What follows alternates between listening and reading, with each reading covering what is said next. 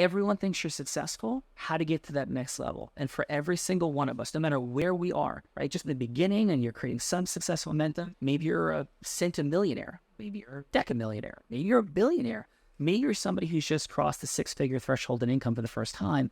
But how do you get to that next level?